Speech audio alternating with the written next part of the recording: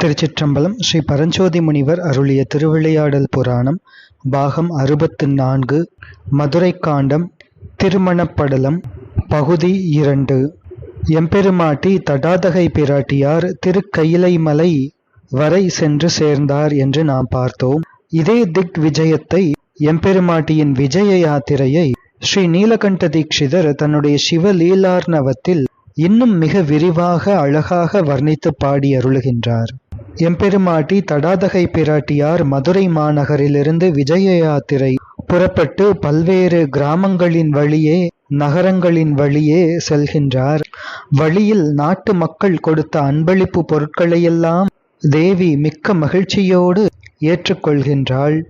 எண்ணற்ற பெண்கள், கை குழந்தைகளோடு இருக்கும் பெண்கள், சிறுமிகள், கிழவிகள் என்று எல்லோரும் ஆசையோடு வந்து தங்கள் மகாராணியை தரிசனம் செய்கின்றார்கள். ஒருவருக்கொருவர் பேசிக்கொள்கின்றார்கள். எம்பெருமாட்டியை பார்த்து ஒரு கிழவி மகாராணி தடாதகை பிராட்டியாருக்கு பக்கத்திலே சென்று, அம்மா, உன் புண்ணியத்தினால் என்னிடம் 100 ஆடுகள், 10 மாடுகள், 5-6 எருமைகள் இருக்கின்றன. இது எல்லாம் உனக்குத்தான். உனக்காக பாலை காய்ச்சி கொண்டு வந்தேன். ஆனால் ஆறிவிட்டது. இதை குடிச்சுக்கோமா, இந்நேரம் உன் நாக்கு ஒட்டி போயிருக்குமே, சாப்பிடுமா என்று உபசரித்தாள். இன்னொரு பாட்டி கள்ளம் கபடமில்லாத அன்பை வாரி வழங்குகின்றாள் எம்பெருமாட்டி மீது. தங்கள் மகாராணியை பார்த்து இன்னொரு கிழவி கூறுகின்றாள், அம்மா, தாயே, இதோ பார், இந்த சட்டியில் பழைய சோறு இருக்கின்றது, கஞ்சி இருக்கின்றது, ஊறுகாயும் இருக்கின்றது. சூடாக இருக்க வேண்டுமானாலும் இதை குடி, அல்லது ஆறினது வேண்டுமானாலும் குடி. வழியில் பசியோடு மட்டும் செல்லாதே தாயே என்று உபசரிக்கின்றாள். அம்மா, உன்னுடைய அம்மா எப்படி தன்னந்தனியாக அனுப்பினாளோ என்று வாஞ்சையோடு விசாரித்த பாட்டி ஒருத்தி மேலும் சொல்கின்றாள். தடாதகை பிராட்டியாரை பார்த்து, தாயே, அதனால் என்ன, நீ நன்கு பயப்படாமல் செல். நாங்கள் உன்னுடைய யாத்திரை வெற்றி பெறுவதற்காக காளிக்கு பூசை போடுவோம் என்று சொல்கின்றாள். ஒருத்தி பல்லக்கை நெருங்கி, அம்மா, நீதான் மலையத்துவஜன் மகளா, நல்லா இருக்கையே என்று கூறிக்கொண்டு தன் மகாராணியின் திருப்பாதங்களை தொட்டால், நீங்க நல்லா இருக்கணுமா என்று இவ்வாறு நூற்றுக்கணக்கான ஆசிகளை கிழவிகள் வழங்குகின்றார்கள். தேவி அவர்களுக்கெல்லாம் மடி நிறைய வெகுமதிகளை வழங்கினாள். தடாதகை பிராட்டியார் பல்லக்கில் அமர்ந்தபடியே ஆங்காங்கே பாதையின் இருபுறமும் இருக்கின்ற மரங்கள், சிறு சிறு குன்றுகள், ஓடைகள் இவற்றையெல்லாம் திருநோக்கம் செய்து கொண்டே வருகின்றாள். தேவிக்கு எங்கு போனாலும் எதிர்ப்பே இல்லை. எல்லா நாட்டு அரசர்களும் வரவேற்று உபசரிக்கின்றனர். படை வீரர்களுக்கு போர் புரிவதற்கு வாய்ப்பே இல்லை. இவ்வாறான யாத்திரையில் சூரியன் நடுப்பகலை எட்டிவிட்டான். மந்தமான வெயில் சற்று அதிகமாக காயத் தொடங்கியது. படைகள் ஓய்வு எடுக்க ஆணை கொடுக்கப்பட்டது.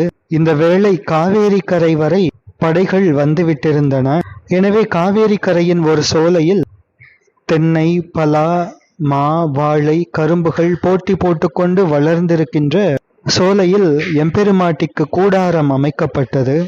படைத்தலைவர்கள், சேனைகள் எல்லாம் தங்களுக்கு பிரித்து கொடுக்கப்பட்ட இடங்களில் அமர்ந்து கொண்டார்கள்.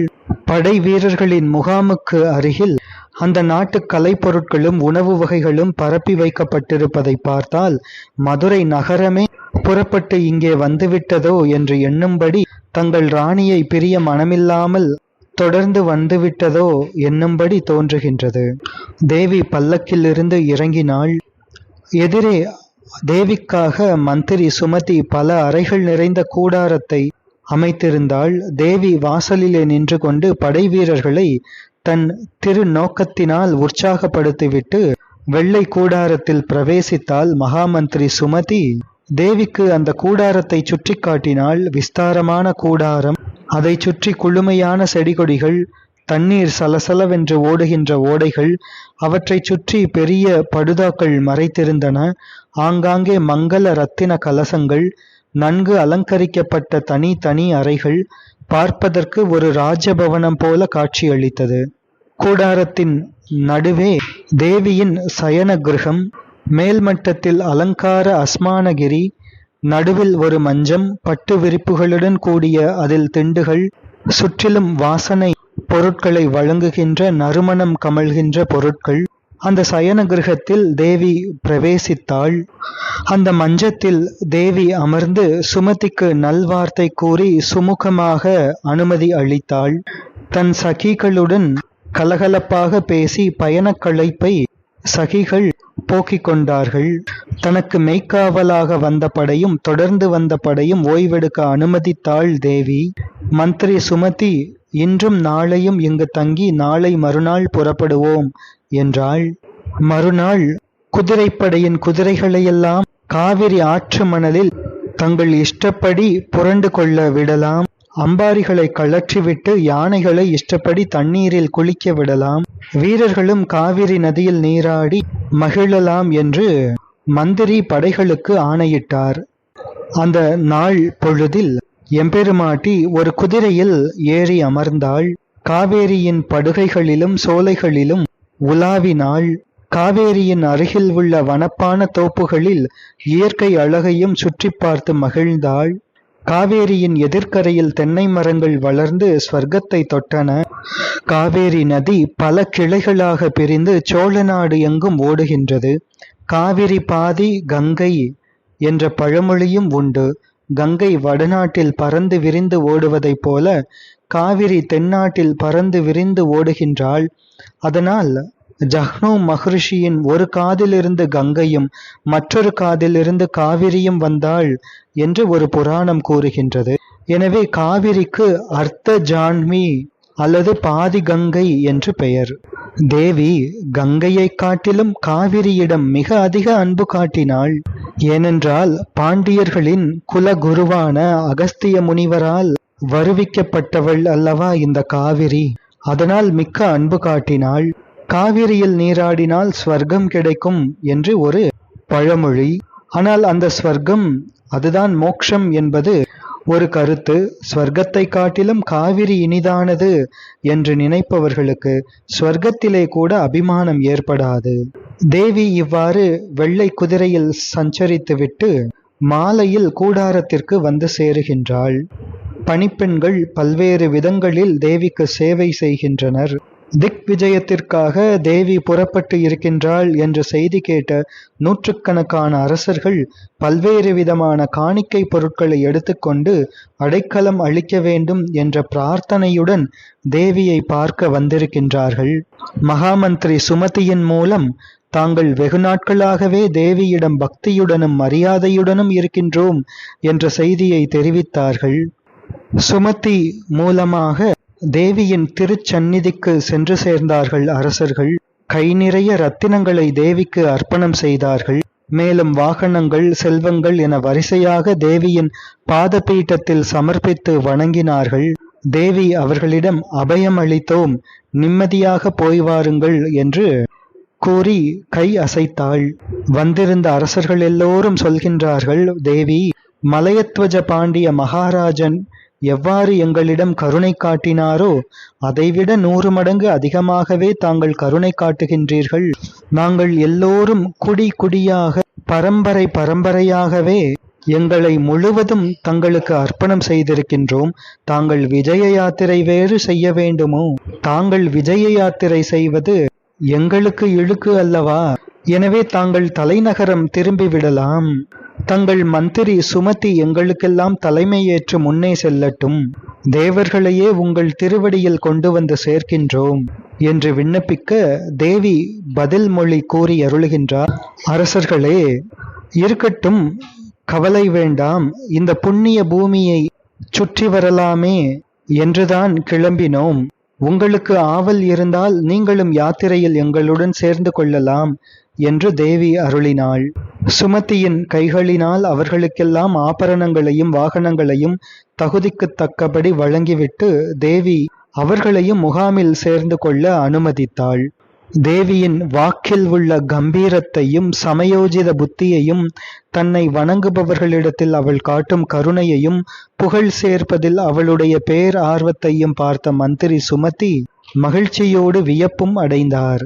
தேவியின் திருப்பாதங்களில் அடிக்கடி விழுந்தார். அன்பினால் ஆசி மொழிகளையும் வழங்கினார். தேவி வெகுநேரம் சயன கிரகத்தில் சகிகளுடன் பேசிக் கொண்டிருந்தாள். பிறகு சகிகள் குழல், வீணை, மிருதங்கம் முதலிய பக்கவாத்தியங்களுடன் இனிய நாதாமிருதமாக தேவிக்கு சயன டோலோத்சவம் பாடினார்கள். தேவியும் யோகநித்திரை கொண்டு அருளினாள்.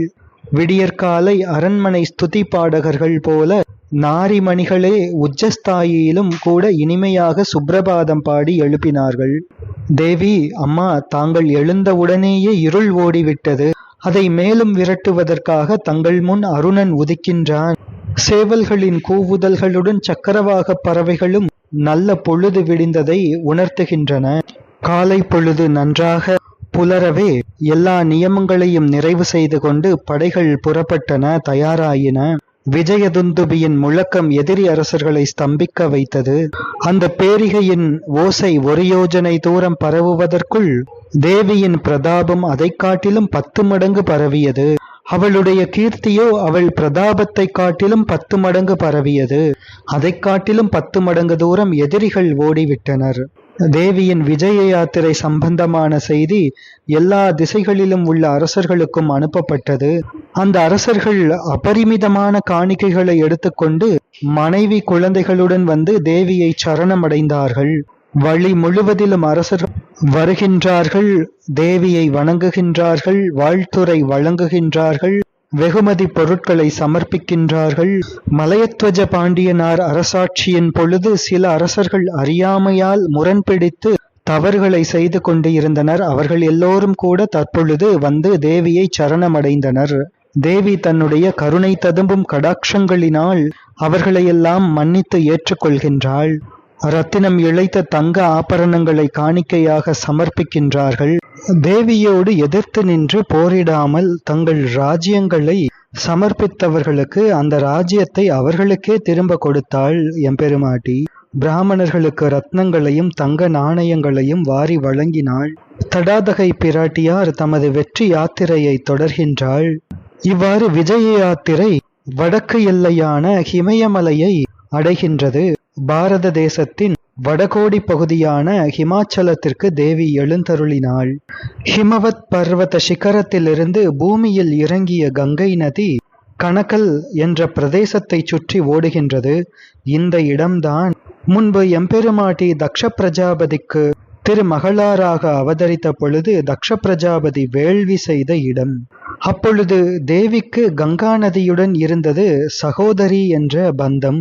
அதை தம் திருவுள்ளத்தில் கொள்கின்றாள் எம்பெருமாட்டி. கங்கை நதி தன்னுடைய பிரவாகத்தின் ஓசையினால் நன்றாக மிக பெரியதாக ஓடுவதை தேவி திருநோக்கம் செய்கின்றாள். எம்பெருமாட்டி தடாதகை பிராட்டியாரோடு வந்த படைவீரர்கள் அனைவரும் எம்பெருமாட்டிக்கு திருப்பணி செய்கின்றவர்கள். எனவே அவர்களினுடைய உடலிலும் உள்ளத்திலும் அறிவிலும் அழுக்கு அற்றவர்கள்.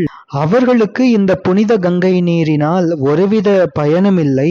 அந்த புண்ணிய ஜலத்தை தண்ணீர் என்ற அளவில் மட்டும் உபயோகித்தார்கள். ஆகாய கங்கை கரைக்காணாத வெள்ளத்துடன் பேர் அருவிகளுடன் புரண்டு வீழ்ந்து ஓடுகின்றது. கணக்கலத்திலிருந்து தடாதகை பிராட்டியாரின் முகாம் மாயாபுரி என்ற ஹரித்வாருக்கு சென்றது. அங்கே முகாம் அமைத்து கொண்டு சுமதி என்ற மந்திரியோடு கங்கை கரையில் கங்கையின் பிரவாகத்தையும் வேகத்தையும் அலைகள் மோதுவதையும் எம்பெருமாட்டி திருநோக்கம் செய்து கொண்டிருக்கின்றாள். அப்பொழுது சுமதி கூறுகின்றாள், தடாதகை பிராட்டியாரே, அம்மா பாருங்கள், இந்த கங்கா பிரவாகம் உங்களினுடைய மங்களகரமான கீர்த்தியை போன்று இவ்வுலகை பரிசுத்தமாக்குகின்றது. உங்களினுடைய கருணை போன்று தடையில்லாமல் பெருகுகின்றது. தங்களினுடைய திருவாக்கியம் போல ஆழமாகவும் அமுதம் போல் இனிப்பதாகவும் இருக்கின்றது. இந்த கங்கை மோக்ஷம் என்ற பரமபதத்திற்கு ஏறிச் செல்லும் படிக்கட்டு, பாபம் என்ற கடலை கடப்பதற்கு படகு, உலக வாழ்க்கை என்ற விஷஜுவாலையை அவிக்கும் அமுதம், மக்களின் உள்ளத்தில் இருக்கின்ற இருட்டை போக்கும் நிலவு. கபிலர் என்ற பிரம்ம ரிஷி அவருடைய சாபத்தினால் பஸ்மமாகிவிட்ட சகர புத்திரர்களை இவள் ஸ்வர்க்கத்திற்கு அனுப்பினாள். 3 கிளைகளாக பிரிந்து 3 உலகத்தையும் பாவனமாக்குகின்றாள். ஒரு கிளை மந்தாகினி என்ற பெயரில் ஸ்வர்க்கத்தில் ஆகாச கங்கையாகவும், 2வது பூமியில் ஜானவி என்ற பெயரில் இங்கேயும் 3வது கிளை போகவதி என்ற பெயரில் பாதாள கங்கையாக யமதர்மராஜன் பட்டணத்திற்கு போகாமல் தடுப்பது என்று இந்த கங்கை மூவகையாகவும் இந்த உலகத்து உயிர்களை தூய்மைப்படுத்துகின்றாள். அம்மா, இந்த கங்கையின் பெருமை சில இடங்களில் அனுபவத்திற்கு எட்டுகின்றது, மற்ற இடங்களில் காணவும் கிடைக்கவில்லை, கேள்விப்பட்டதும் இல்லை என்று சொல்கின்ற மகாமந்திரி சுமதி தொடர்ந்து சொல்கின்றாள். தடாதகை பிராட்டியாரிடம் விண்ணப்பிக்கின்றாள். அம்மா, இது பாரத புண்ணிய பூமியின் எல்லை, இதுவே உன் குல முன்னோர்கள் ஆண்டு வந்த பூ பிரதேசம். தாங்கள் இங்கே நீராடுவதால் இந்த தீர்த்தத்தை தூய்மைப்படுத்துங்கள், பின்னர் இங்கிருந்து நம்முடைய தேசத்திற்கு நாம் செல்லலாம் என்று மந்திரி சொல்லி முடித்தவுடன் தடாதகை பிராட்டி சுமதிக்கு ஒரு நல்ல வச்சனம் சொல்லி அருளுகின்றாள். மந்திரியே, முன்னோர்கள் சொன்னதை நாம் செய்கின்றோம் என்பது புகழ் அல்ல, அபகீர்த்தியை தடுப்பதுதான் உண்மையான புகழ் என்று சொல்லிவிட்டு, இனி நாம் ஜம்பூ தீபத்தில் உள்ள மற்றைய வருஷங்களையும் தரிசிப்போமே, அங்கெல்லாம் தேவர்களும் சித்தர்களும் இருப்பார்களே, அவர்களையும் பார்க்கலாம் என்று கூற படைகள் புறப்பட சுமதி என்ற மந்திரி ஆணையிட்டாள். எம்பெருமாட்டி தடாதகை பிராட்டி கங்கையில் திருமஞ்சனம் ஆடியதால் இந்த பூ உலகத்திற்கு வந்ததன் பலன் இன்று கிடைத்துவிட்டது என்று கங்கை மகிழ்ந்தாள்.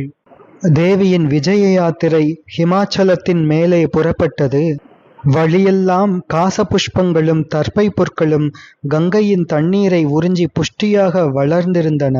அவற்றையெல்லாம் இடப்புறமாக ஒதுக்கியும் சத்கர்மாக்களுக்காக உபயோகப்படுத்தப்படுகின்ற புற்களை பிரதட்சிணம் செய்து கொண்டும் தேவியின் பவனி சென்றது. ஆங்காங்கே தபஸ்விகளின் குடிசைகள் குளிருக்கு அடக்கமாகவும் வெயிலுக்கு உகந்ததாகவும் அழகாகவும் அமைந்திருந்தன. வேறு எங்கும் காண கிடைக்காத தேவியின் தரிசனம் அங்கே காடு வாழ்கின்ற மக்களுக்கு கிடைத்தது. தேவி போர் உடை தரித்திருக்கின்றாள். கையிலே நான் ஏற்றிய வில், மேலே தூக்கி இறுக்கி பின்னிய கூந்தல், சொருகிய காட்டு மல்லிகை மலர்கள், முன்னே செல்கின்ற படையின் புழுதி திருமுகமெங்கும் படிந்திருக்க இதுவே அழகாக இருக்கின்றது. அந்த பரம்பொருளே இவ்வாறு கிராமிய கோலத்தில் எளிமையாக காட்சி கொடுப்பது வேறு யாருக்காவது கிடைக்குமா? அந்த மலைவாழ் மக்களுக்கு கிடைத்தது. தேவி செல்கின்ற இடங்களெல்லாம் தேவியின் புண்ணிய ஸ்தலங்கள் ஆயின. தொடர்ந்து ஸ்ரீ மீனாட்சி அம்பிகையின் திக் விஜயத்தை சிந்திப்போம். திருச்சிற்றம்பலம்.